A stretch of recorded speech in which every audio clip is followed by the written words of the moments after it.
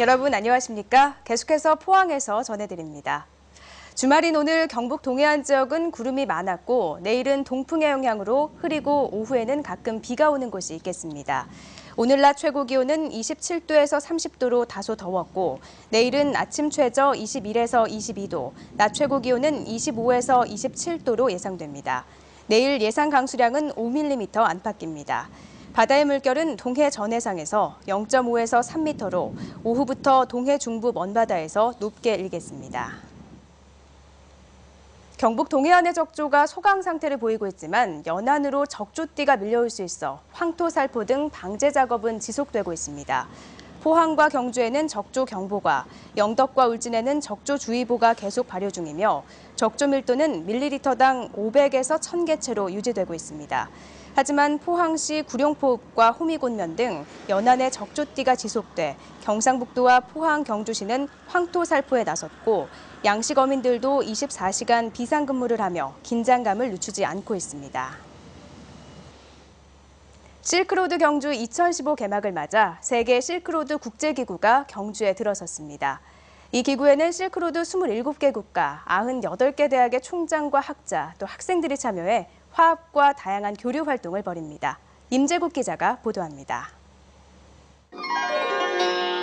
동서양을 잇는 소통의 길이었던 실크로드.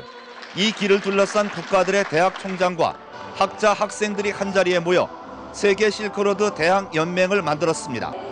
이 기구에는 실크로드 대학 총장 협의회, 세계 실크로드 학회, 대학생 연합 등 3대 기구로 구성됐고 27개 국가, 98개 대학이 참여합니다. 언어, 종교, 인종, 국가의 벽을 넘어서 아름다운 동행을 시작하고자 합니다.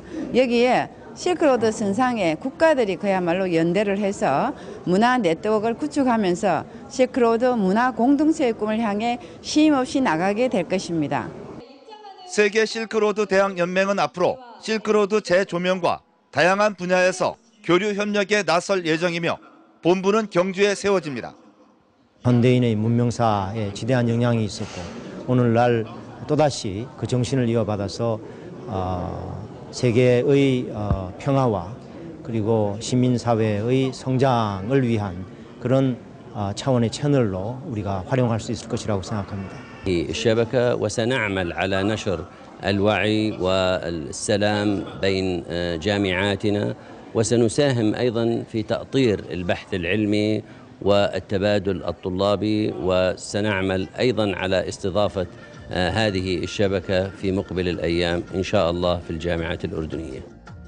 경상북도는 2013년부터 육상과 해상, 철의 실크로드까지 대장정을 완성했고 국제기구 창립을 통해 실크로드 프로젝트를 한층 더 심화시키고 지속성을 강화하기로 했습니다.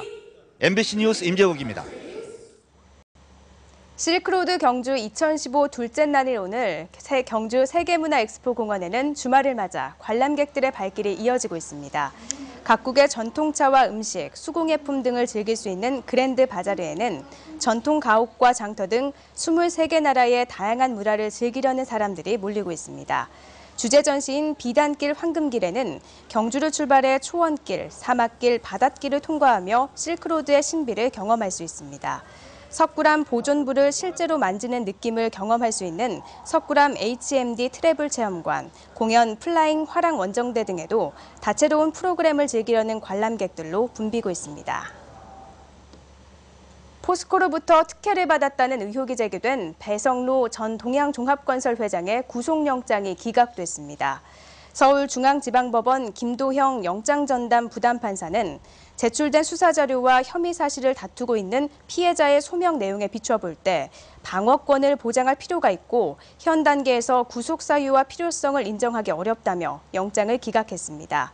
검찰은 영장 기각 사유를 검토해 재청구 여부를 결정할 방침이지만 구속영장 기각으로 향후 수사 계획에 차질이 빚어질 것으로 보입니다.